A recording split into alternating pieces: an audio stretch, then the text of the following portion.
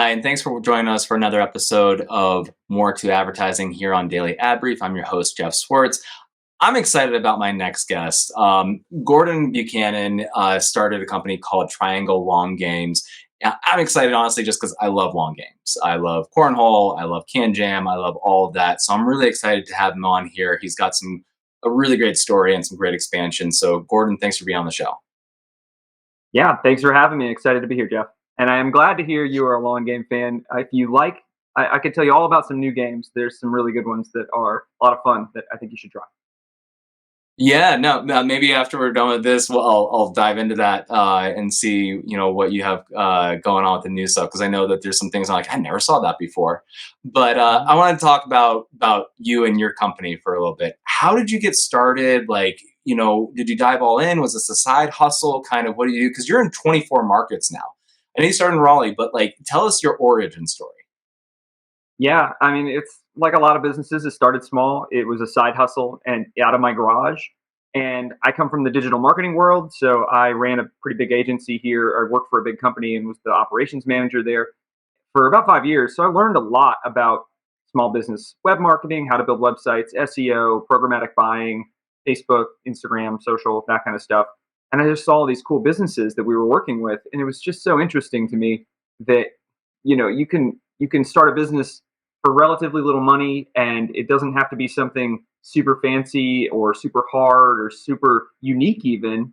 Um, and people can make a lot of money doing that. So I just saw these businesses and opportunities, and I knew I wanted to do something on my own. I was kind of ready for a transition at some point in my career anyway, and I knew I wanted to own my own business. So I read the book, The $100 Startup. I always tell people this. That book changed my world because it really made me realize that you can make a business out of anything. It talked about dog groomers and copywriters and people that fix bicycles and I just kind of landed on the idea of renting things. I love everybody loves the idea of owning an asset that pays dividends long term, right? So I mean, that's a pretty simple concept. And then you start thinking about, well, what does that mean? And so I knew I could build a website.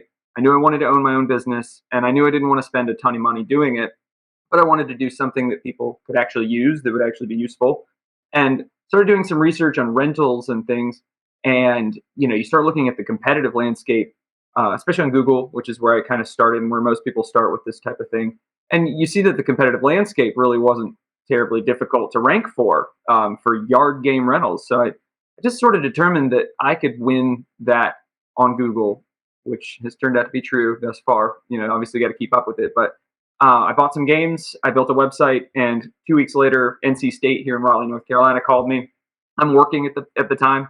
I still have a full time job, and they're like, "Yeah, we want some yard games for our employee party at 1 p.m. on Thursday." Okay, great, let's do it. And I had gotten a booking software set up, and I'd gotten my website set up, and I had my first order, and then 1 p.m. on Thursday, I take a lunch break and I put some games in my wife's SUV in the morning, and I go drop the games off and I pick them up after work, and that was our first deal. And it's like, okay, that was cool. That was a lot of fun, and it kind of got out of control after that. To be perfectly honest, we've How obviously long ago expanded. was that? That was about 4 years ago. 4 years ago, So and I and started. in 4 years, you entered into 24 different markets as well too. So getting out of control definitely kind Yeah, of makes some sense. Tell me a little bit yeah. about your expansion, like how you gotten into like the marketing. You have a background in the advertising space. How have you leveraged that? What are you doing? What's your strategy to get the word out there? Yeah, I'm a huge fan of another book by Jay Baer called Utility, and for me, I think the best marketing strategies now are things that are useful to the consumer. You've got to provide value, obviously, and I think we all hear that all the time in marketing. Oh, you've got to provide value, you've got to provide, but it's really true.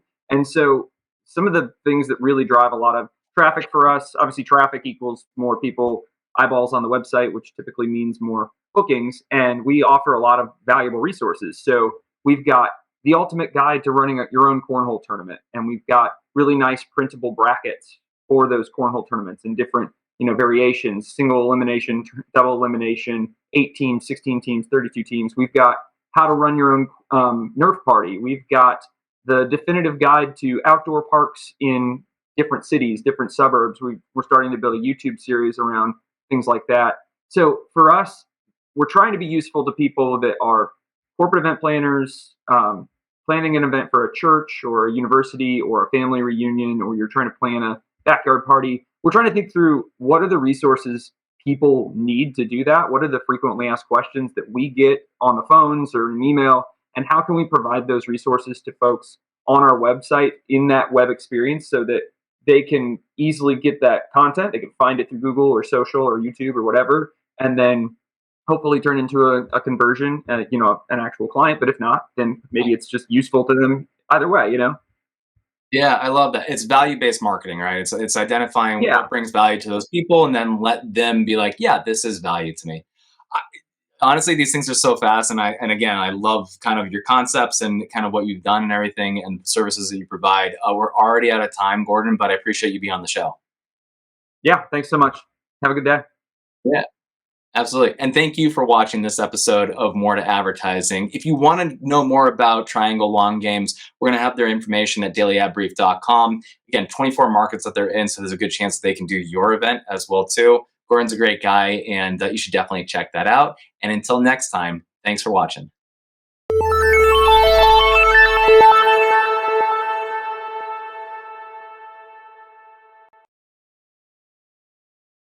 Simplify presents Addressable CTV, combining the power of TV with the targeting and attribution of digital. Simplify's Addressable CTV delivers massive reach with the ability to scale without sacrificing precision. TV buyers can generate incremental reach with household-level targeting, frequency controls, reporting, and insights. To learn more about Simplify's Addressable CTV and what it can do for your clients, visit simply.fi.